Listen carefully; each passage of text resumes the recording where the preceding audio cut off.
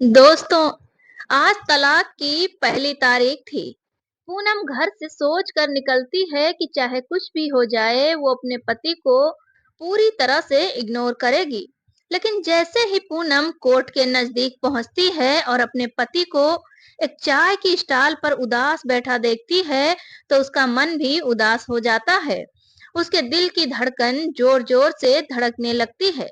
क्योंकि जैसा वो सोच रही थी वैसा वहां कुछ भी नहीं था। पूनम ने सोचा था कि इस तलाक के बाद उसका पति बहुत खुश हो जाएगा और इस तलाक से वो इतना खुश होगा कि आज सूट बूट पहनकर सेठ बनकर आया होगा। लेकिन उसकी हालत को जब वहां पूनम देखती है तो बहुत ही हैरान रह जाती है। वो सोचने पर मजबूर हो जाती है कि आखिरकार 2 साल ही तो हुए हैं जो मैं उनके साथ नहीं रह रही हूँ।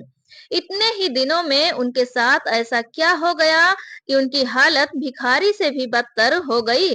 दोस्तों, जो लड़का विकास होता है वो चाय की स्टॉल पर तारीख के लिए ही आया था।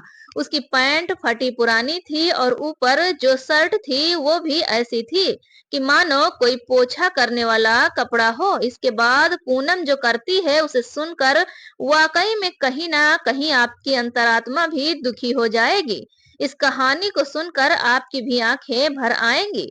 चलिए दोस्तों, समय को ना वेस्ट करते हुए बढ़ते हैं कहानी की तरफ। आखिरकार पूनम और विकास के साथ ऐसा क्या हुआ था और फिर क्या ये दोनों हमेशा के लिए अलग हो जाते हैं या फिर ये तलाक होने से रुक जाता है। आखिर विकास की हालत ऐसी कैसे हो गई। पूरी कहानी जब सुनेंगे तो आपकी आंखों में भी आंसू जरूर आ जाएंगे। तो कहानी की शुरुआत करें इससे पहले आप सभी से विनम्रता से निवेदन करती हूँ कि आप वीडियो को एक लाइक कर दीजिए और हमारे यूट्यूब चैनल को भी सब्सक्राइब कर लीजिए। दोस्तों, आज विकास और पूनम के तलाक की पहली तारीख थी। विकास कोर्ट खुलने से पहले ही कोर्ट के बाहर आकर बैठ गया था। वो अकेला ही आया था। उसके आने के 1 घंटे बाद अपनी माँ के साथ पूनम भी कोर्ट के बाहर पहुंच जाती है। विकास कोर्ट के बाहर एक चाय की स्टॉल पर उदास बैठा था। पूनम ने वहां घूमती सी नजरों से विकास को देखा, फिर आगे बढ़ गई। पास से गुजरती हुई पूनम ने एक ही नजर में बहुत कुछ देख लिया था। पूनम ने देखा कि विकास के चेहरे पर हल्की हल्की दाढ़ी बढ़ी हुई थी और आधे बाल सफेद हो चुके थे। वो सोचने लगी कि 2 साल पहले तो उनकी दाढ़ी में कुछ ही बाल सफेद थे, मगर इस 2 सालों में वो बहुत बदल गया है। पहले हमेशा क्लीन से सूट बूट में रहने वाला उसका पति आज बिल्कुल उदास और परेशान सा लग रहा था। वो कोर्ट के अंदर आने के बाद ऐसी जगह पर जाकर बैठ जाती है जहां से विकास उसको साफ साफ दिखाई दे रहा था। वकील ने पूनम और उसकी माँ को आकर बताया कि उनका नंबर लगभग 3 घंटे बाद आएगा। ये सुनकर पूनम ने अपने भाई को फोन करके बताया कि 3 घंटे बाद सुनवाई है। पूनम के भाई और पिताजी काम में व्यस्त थे, इसलिए उन्होंने कहा था कि जब सुनवाई का वक्त होगा तभी तुम मुझे बुलाना। दरअसल दोस्तों, विकास और पूनम 5 साल साथ रहे थे। ना तो पूनम की कोई सास थी, ना ही नंद थी, ना ही कोई ससुर था। फिर भी मामला तलाक तक पहुंच गया था। इसकी सबसे बड़ी वजह थी पूनम की जेठानी। वो बहुत ही तेज तर्रार थी। उसने पूनम को हमेशा दबा कर रखना चाहा। विकास अपने भाई और भाभी की बहुत इज्जत करता था, इसलिए वो उनके कठपुतली बनकर रह गया। जैसा भाभी चाहती थी घर में वैसा ही होता था। फिर भाभी ने धीरे धीरे घर में ऐसा माहौल तैयार कर दिया कि पूनम का वहां सांस लेना भी दुश्वार हो गया। विकास के पास अपना खुद का कुछ भी नहीं था, ना कोई काम ना कोई धंधा। जबकि मार्केट में उनकी एक पुश्तैनी किराने की दुकान थी जिसमें दोनों भाई मिलकर काम करते थे। लेकिन सारा हिसाब किताब बड़े भाई के पास ही रहता था। विकास को जेब खर्च भी भाई से मांगना पड़ता था। धीरे धीरे हालत इतनी खराब हो गई कि घर में पैसों की तो कोई कमी नहीं थी, पैसा बहुत था। फिर भी पूनम की जो जरूरत के लिए सामान लाने थे उसके लिए उनके पास कोई पैसे नहीं होते थे। जब कोई औरत माँ बनती तब उसे देसी घी में अजवाइन और जो भी सामान होता है, लड्डू वगैरह बनाकर खिलाए जाते हैं। मगर जब पूनम एक बेटे की माँ बनी तो उसको ये भी नसीब नहीं हुआ। दोस्तों, जब पूनम इन्हीं बातों को अपने मायके वालों को बताती है तो उन्हें बहुत ही गुस्सा आता है। एक दिन ऐसा हो गया कि गुस्से में पूनम का भाई अपनी बहन के घर आया और विकास के बड़े भाई के ऊपर हाथ उठा दिया। उसको दो चार थप्पड़ लगा दिए। बस उसी दिन पूनम को उन लोगों ने घर से निकाल दिया और उसके भाई को पुलिस में पकड़वा दिया। हालांकि उसके भाई को तो पुलिस ने 3-4 दिन में छोड़ दिया, लेकिन पूनम का वापस ससुराल लौटना नहीं हुआ। विकास पूनम से विनती करता रहता था कि कुछ दिन सब्र करो, सब कुछ ठीक हो जाएगा। मगर सब कुछ ठीक नहीं हुआ, बल्कि स्थिति और भी ज्यादा गंभीर होती चली गई। इधर विकास के भैया भाभी पूनम को घर वापस नहीं लाना चाहते थे और उधर पूनम का भाई और उसके पिता फिर से उसे ससुराल भेजना नहीं चाहते थे। आखिर में वही हुआ जो होना था। पूनम के घर वालों ने कोर्ट में तलाक और मानहानि के लिए याचिका दायर कर दी और आज उसी की पहली तारीख होती है। दोस्तों, जब वो पूनम कोर्ट में बैठी है तो पूनम दूर बैठी थी, मगर एक टक नजरों से विकास को देख लेती थी। पता नहीं क्यों आज पूनम के दिल में कुछ टूट सा रहा था। उसने अपनी माँ से कहा कि मम्मी, मैं एक बार विकास से मिलना चाहती हूँ। लेकिन माँ बोली, पागल हो गई हो क्या? तेरे पिता और भाई ने साफ साफ मना किया है।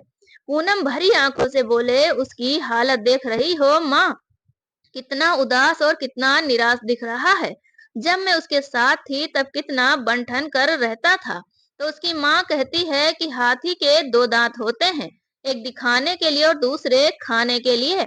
ये गरीब इसलिए बनाकर दिखा रहा है ताकि हम लोग हर जाने की रकम कम मांग सकें। तू अपनी जेठानी को नहीं जानती क्या? उसने पूरी पट्टी पढ़ाकर भेजा होगा इसे, और तू अब इसकी फिक्र ही क्यों कर रही है? तेरे लिए तो दूसरा लड़का देख लिया है ना हम लोगों ने, वो इससे 10 गुना अच्छा है, और तो और वो एक सरकारी नौकरी वाला भी है। दोस्तों, पूनम बोलती है कि फिक्र कैसे ना करूं माँ, ये अभी भी मेरे पति ही हैं। मैंने अपनी जिंदगी के 5 साल कीमती इन्हीं के साथ गुजारे हैं। जब इधर इतना बात हो जाती है तो उधर जब विकास के पास से पूनम गुजरी तो विकास भी पूनम को देख रहा था। एक पल के लिए आंखें भी मिली थी, फिर वो दूर चली गई थी। मगर उसे वो पीछे से काफी देर तक देखता रह गया। वो सोच रहा था कितनी दुबली पतली हो गई है। पहले तो गोल मटोल थी, चलती थी तो लगता था जैसे कोई सेठानी आ रही हो।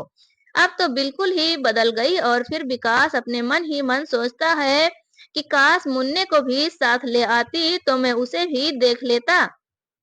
अब तो वो 4 साल का हो गया होगा, पता नहीं कैसा दिखता होगा।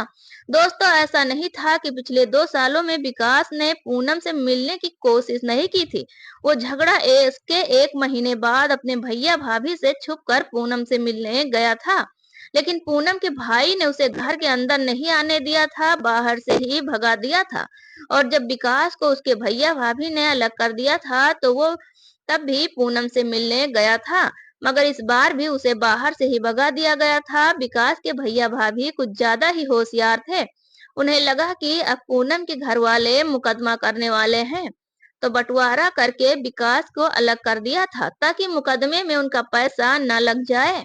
दोस्तों, पिछले 6 महीने से विकास अकेला ही रह रहा था। बंटवारे में भी विकास को कुछ खास चीज नहीं मिला था।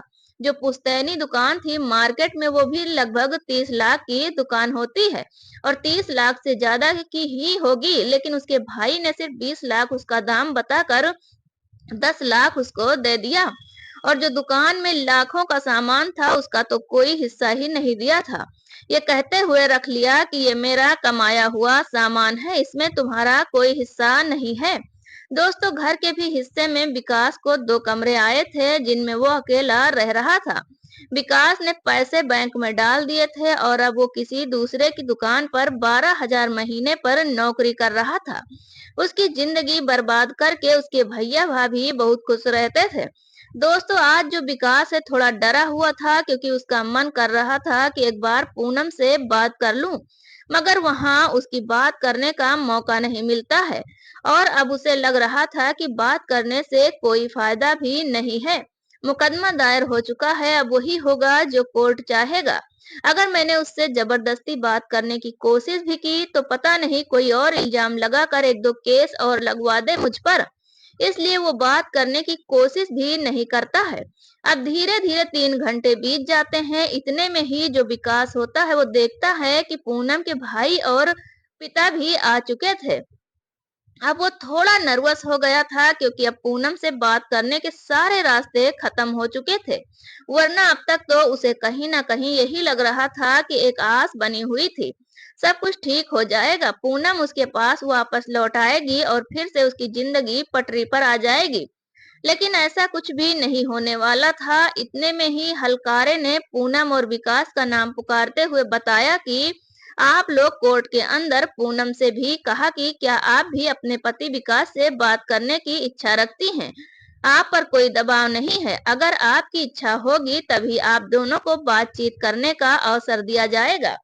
दोस्तों, पूनम का भाई धीरे से पूनम के पास आता है, बोलता है कि मना कर दो, बात मत करना, और पूनम के पिता भी यही कहते हैं कि बात मत करना।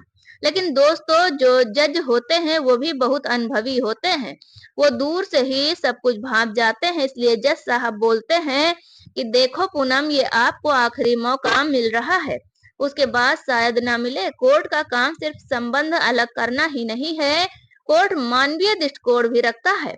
इसलिए आपको मेरी व्यक्तिगत सलाह है कि आप एक बार अपने पति से बातचीत जरूर करें। इसके लिए आपको एक कमरा दिया जाएगा जहां आपकी बातचीत में कोई भी बाधा नहीं डालेगा। इसके बाद फिर अचानक से ही पूनम ने अपने पति से बातचीत करने के लिए हाँ भर लेती है। इतना सुनते ही विकास के दिल की धड़कन तेज हो जाती है। पूनम के जो भाई और पिता होते हैं वो दोनों बेचारे दांत पीस कर रह जाते हैं। फिर पूनम और विकास को एक कमरा दिया गया जिसमें दो कुर्सियां रखी थी, दोनों जाकर कुर्सियों पर बैठ जाते हैं। कमरे का गेट खुला हुआ था, गेट पर एक गार्ड को खड़ा कर दिया ताकि कोई घटना ना हो जाए। दोस्तों, दोनों देर तक एक दूसरे के चेहरे को देखते रहते हैं। फिर पहले विकास बोलता है कि मुन्ना कैसा है। वो बोलती है अच्छा ही है। इतने में ही विकास कहता है कि अब तो वो दौड़ रहा होगा, साफ साफ बोलने लगा होगा, मगर मुझे तो वो भूल ही गया होगा। पूनम बोलती है जब मैं यहाँ तुम्हारे साथ थी और जब यहाँ से मैं गई थी तब वो सिर्फ 2 ही साल का था। शुरू में वो पापा पापा बोल रहा था मगर धीरे धीरे भूल गया। विकास अपने आंसुओं को छुपाते हुए बोला बहुत याद आती है, उसकी साथ ले आती तो मैं थोड़ा सा देख लेता।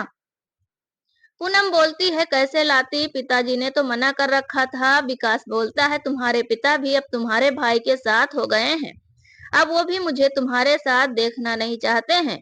पूनम बोलती है शुरू में पिताजी रिश्ता बचाना चाहते थे मगर आपके भैया भाभी ने उन्हें बहुत बुरा भला कहा था। विकास कहता है खैर भैया और भाभी तो अब मेरे साथ नहीं रहते हैं, वो अलग हो गए हैं। फिर विकास ने बंटवारे का पूरा किस्सा सुनाया, उसे बताता है। पूनम बोलती है आपको नहीं लगता कि आपका भाई ने जो दुकान का हिस्सा था बदले में 10 लाख रुपए दिए हैं, वो कम है। विकास बोलता है जानता हूँ कम है मगर अब मैं अकेले जान हूँ, क्या करूंगा पैसों का, इसलिए उन्होंने जो भी दिया मैंने रख लिया।